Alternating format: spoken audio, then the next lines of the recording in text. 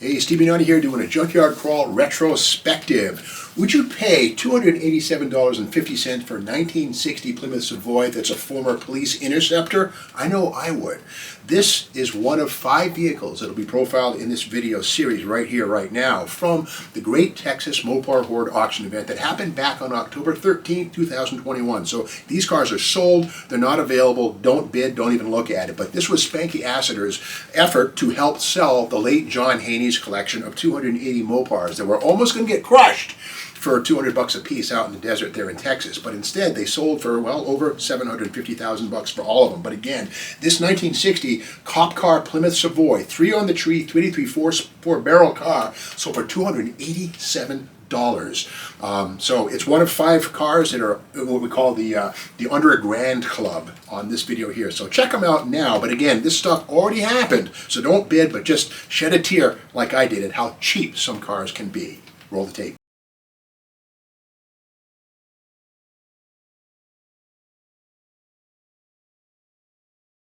Steve Mignotti here for Assiter Auctioneers Great Texas Mopar Hoard Auction Event with item number 284, a 1960 Plymouth Savoy 4-door sedan. Now, 1960 was the first year for unitized construction on the full-size cars, and under the hood, what do we got? Okay, there's the Slant 6 in its first year of production. Now, something kind of neat on this one here is going to be the aluminum intake manifold. See how the magnet doesn't want to stick. 1 year only deal, 1960. So that's kind of cool, very original. That's the 225 with 145 horsepower. Minimal options here. I see manual drums, manual steering. It does have the heater, but otherwise it looks to be very, very pure. I don't see any rust at all on the firewall, which is a great thing. Let's bring our camera, or our magnet, also around. A bit of a dent here, could be pulled out. I'd rather see a dent than structural rust. And again, this is a pretty solid fender in terms of having any kind of perforations down low. Also very, very nice. The doors right here looking pretty darn good. That is wonderful. Let's pop the door and peek inside. And this one is a 3-speed manual, which is pretty cool. Again, it's low line cards. Check that VIN. I'll go down low here.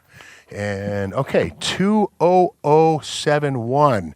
The second digit, that O, indicates this being a fleet model. So perhaps a taxi cab, perhaps some sort of a municipal town or city piece. But again, very low line car.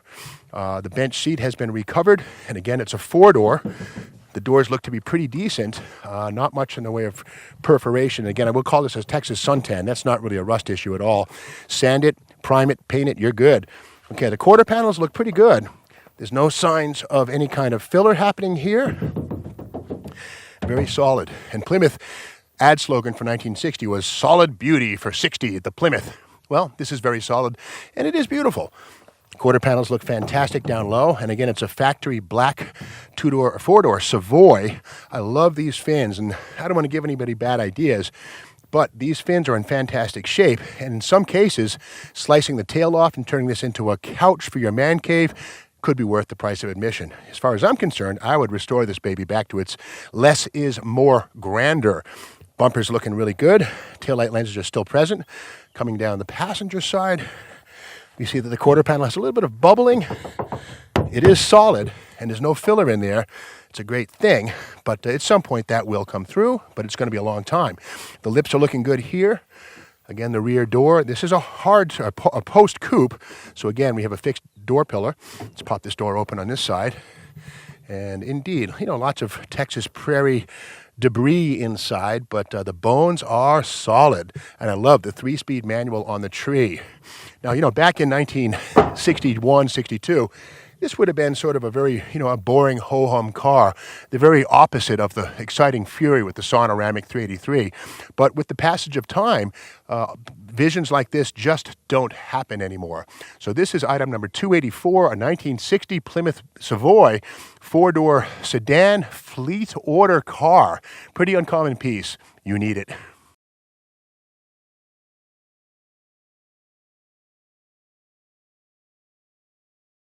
Steve Mignani here for Asseter Auctioneers and the Great Texas Mopar Hoard Auction Event. This is item number 248, a 1964 Plymouth Savoy four-door sedan.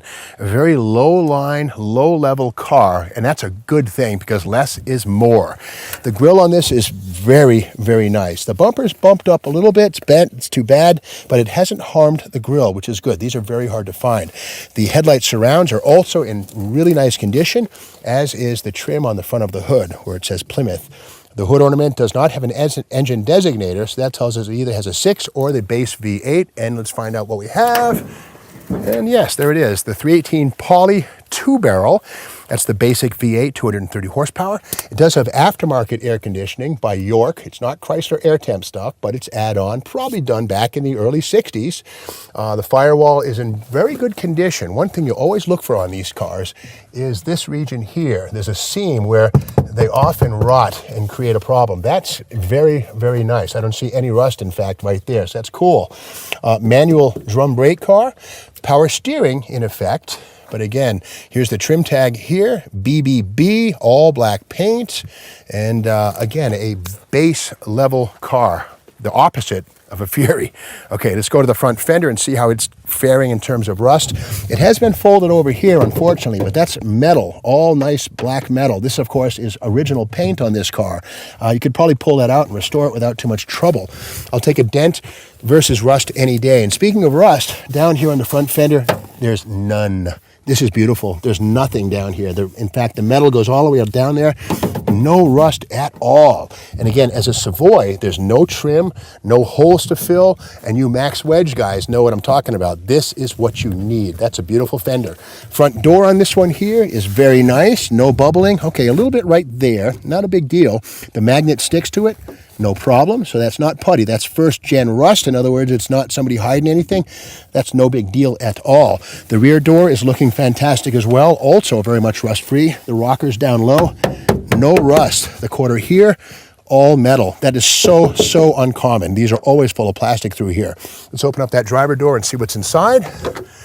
Okay. The basic interior, the Savoy with push-button torque flight to the left of the steering wheel. The central gauges, circular, all of that standard stuff. AM radio in place. Aftermarket air, again, there's the module hanging down under the dash. And the floor carpeting on this one is actually not carpeting, that's rubber. And that is, again, basic Savoy stuff, the rubber floor mat. The back door, I don't know if it opens. No, it does not. Okay. But again, just beautiful black paint on this thing. I mean, it's an original black paint car. A bit of a dent here coming down into that area. But again, this is all metal. That's a dent, not rust. No problems there. I do see a little bit of corrosion here, base of the window. Yeah, right there. Some dirt must have accumulated. There is a perforation there. That's too bad, but not a big deal. That's fixable. Down low on the quarter panel here, wow. Okay, a little bit of rust at the very bottom, where it tucks under. But here, that's all metal. I mean, this is unheard of. Only in Texas. Okay, the back, we have a very nice rear bumper. Yeah, that's looking very good. And again, as a Savoy, there's no trim back here. This is all basic, very plain, and that's by design. Less is more in my book. The deck lid is beautiful. There's no rust. The top of this, that's surface, that's nothing. Dual action sand, prime paint, you're good. Around the passenger side, the lower quarter panel is equally nice. A little bit of rust waiting to pop through here. Not a big deal. The magnet sticks to it, so that's not Bono. That's, again, first generation honest rust. Simple deal. There's patch panels available for that. The wheel lip here is nice, not been rolled over. This is a family car, so there's no slicks, no tire rubbing. Again, virgin lip here, not been cut. The rear axle, yep, there it is right there. The two-piece axle, flange type deal. The original axle, 1964, final year. That would go away in 65. Opening door, nope, it's locked, okay. Down low here, we have beautiful metal. No Bondo, no putty, no rust. A bit of a dent there, but that's no big deal. You could pull that right out with a plunger. You'd be good. Down here, again, all is well. Front door, a little bit of a bubble here. But again, the magnet sticks to it, so that is honest. First gen rust, not Bondo. No hiding of any flaws. The door is beautiful all the way down the bottom, and you always look here. They rot like heck here, but not this one. Bottom of the fender, again, passenger side, beautiful condition. This is a pristine front fender here. We move our way up, and it is equally nice up top. A little bit of a dent here, no big deal. A little bit of scuff there, but again, this is a rust-free 1964 Plymouth Savoy front fender. And again, the beauty of the Savoy is that unlike the Belvedere and the Fury, where they have all this gingerbread and trim with holes that you have to fill in, this Savoy is unmarked metal. So this is item number 248. A 1964 Plymouth Savoy four-door. And what could happen with this is either a restoration back to its plain Jane family car status, or some guys will actually take these and convert them into two-door posts and build super stock clones out of them, either Max Wedge or Race Hemi. Some guys might even alter the wheelbase and turn this into a funny car. So again, the supply of two-door posts has dried up, so a lot of people are taking these four-doors and converting them into two-doors. This one is ripe for that operation. Bid away.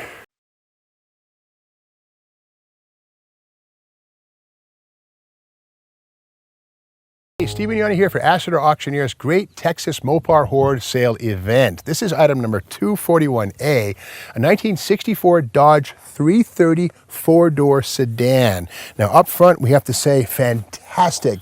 That grille is beautiful. The inner headlight rings are in fantastic shape. The outer rings, which are classically smashed and bashed, not too bad right here. The other one is even nicer. Front bumper is looking fantastic, very nice. The hood is really nice, and again, being a 330, there's no chrome trim here. This is the basic piece. Factory stamping, no embellishments. That's good. Less is more when it comes to these early Dodge B-bodies. Okay, under the hood, there we go. Okay, this is the remains of the original 318 Poly V8, which would have had a two-barrel carburetor.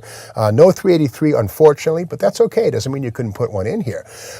Manual steering in place, manual drum brakes all the way around. The firewall is looking fantastic.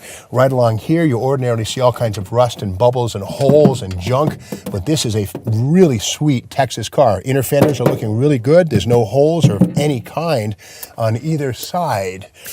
We go down the passenger side here, and the front fender on this one is looking really good. Let's see what we have here.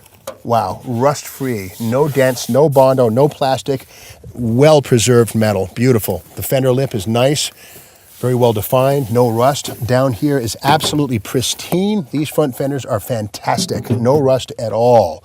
Hole for the antenna, that's the only hole in this fender. Windshield is out, no biggie, you can get those. It is a four-door, so we look down low here and no rust at all. A little bit of bubbling looking there. The magnet is attracted fully, so another 5 years that will come through, but otherwise, very solid. Inside, take a peek, we see the original rubber floor mat. Yup, that's what you got in a 330, not carpeting. The dashboard shows the 3-speed manual on the column. Yes, this is a 3-speed stick. Factory AM radio still in place. The glove compartment says Dodge 330. Indeed, that is the series number. There's a 330, the 440, the Polara, the Polara 500, and this is the bottom level car, which is a good thing because less is more when it comes to these super stock era Dodges. Now this is a four-door sedan, same basic roof line as a two-door sedan. The rear door on this one is also in fantastic shape, no rust. The magnet sticks everywhere. That is wonderful. And something that people will do, because two-door 64 Dodge posts are so hard to find, they'll actually take a four-door and turn it into a two-door. It's something that's done. This would be a great candidate for that. And the guys who do that, you know what I'm talking about. Down low here, this quarter panel is pristine. It goes all the way under. I don't feel any rust at all. And this magnet is sticking. This ordinary would be full of plastic or holes. This one is wonderful. Very, very, very rust-free. Deck lid is looking fantastic, and again, as a 330, it does not have the chrome strips here, so in other words, nothing to fill in if you're building a 330 Race Hemi or Max Wedge clone from this car or its parts. The rear panel is beautiful, has a California license plate. October of '95 apparently is the last time this was registered. Oceanside, California is the shout out on the license plate frame. Coming down this side, the rear quarter panel here, equally beautiful. No rust, no Bondo. The magnet sticks everywhere. Now, there's a little discoloration here, and yes, in 5 years, that will be a hole. But right now, it's just a small amount of surface corrosion coming from the back side. But again, ordinarily, these things are gone. They're rotten, they're crusty. Not here. The wheel lip is beautiful, and this is the correct original 1964 final year two-piece axle with a nut and the cotter pin. That would go away for 65, but it speaks to this car's originality. Again, the B-pillar is really, really nice. The back door is fantastic, no rust. The bottom of the rocker also very much rust-free. The magnet sticks everywhere. No issues with rust on this one. That's great. Let's look inside. And yeah, okay, it's sun-tanned on top of the dash. You know, you would be too if you lived out in the Texas sun year after year. But this device right here is pretty cool. This is the block-off plate for cars that were not built with push buttons. It goes right there. It's nice to see it here. And again, this is a 3-speed manual transmission with the clutch pedals and manual steering. A very austere package. Again, here's the factory rubber floor mat, and you paid extra for carpeting. So I love this. It's a very austere, low-line car. And let's get back to, finally, the driver's side front fender. Again, beautiful. Look at that. No rust at all. I mean, all the way down there. The paint's chalking, and I'm honored to wear this car's chalky paint on my hand. No problem. The wheel lip is fantastic. Down low here, no rust at all. And wow, item number 241A. I don't want to say part this car out, but this front clip is mint. If you're doing a 64 Dodge Race Hemi or Max Wedge steel nose conversion or copy, this front clip is something you need. Beyond that, a lot of folks are taking these 4-doors and turning them into 2-doors and cloning 2-door Hemi sedans, or beyond all that, just making it a nice, fun family cruiser. Either way, it's clean. You just don't find them like this anymore. Bid strong.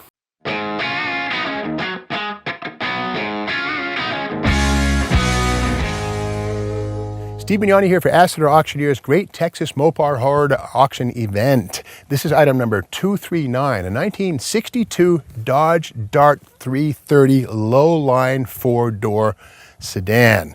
The beauty of this car is that it's a one-year only deal. The 1962 Dodge Dart was a very strange design, but also the first year for the mid-sized B-body. With Max Wedge 413 engines, these things revolutionized Dodge's performance image. This one has a very, very clean front clip. The front fenders on this are virtually rust-free. Down low, there is nothing in the way of rust. These ordinarily are rotten up to here. That is all metal. It's smooth, it's not dented. This here is not rust. That's what I call a Texas suntan. That's beautiful. There's no holes, so this is no big deal at all, because what you do here is dual action sand, prime, and paint, and it's good.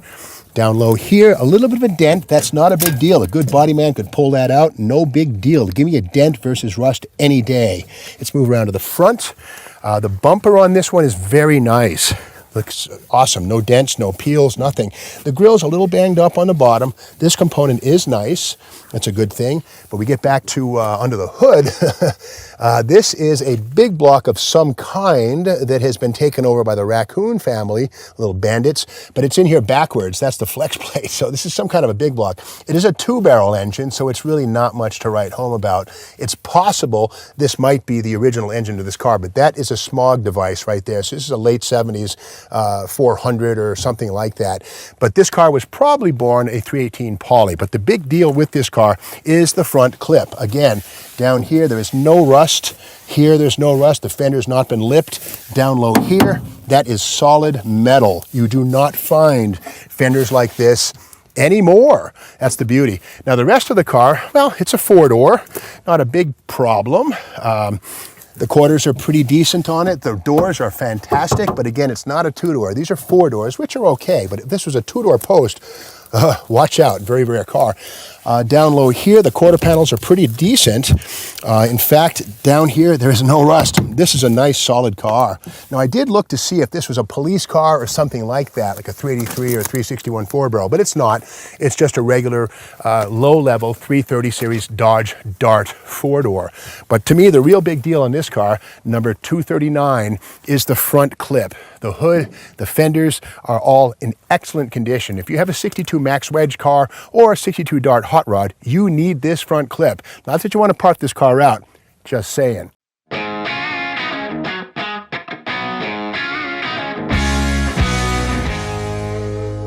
Steve Mignani here for Astor Auctioneers, Great Texas Mopar Hoard Estate Sale Event. This is item number 138, a 1960 Plymouth Savoy two-door sedan. Look at that body, that crazy fin at its height for 1960. This is Virgil Exner's epitome of excess. But beyond that, look at the stodgy two-door pillar roofline. What a contrast in themes that is. You know, that ordinary fin would be combined with the fastback roof on a Fury, but not here. Okay, under the hood, we have got whole bunch of air, but that's okay.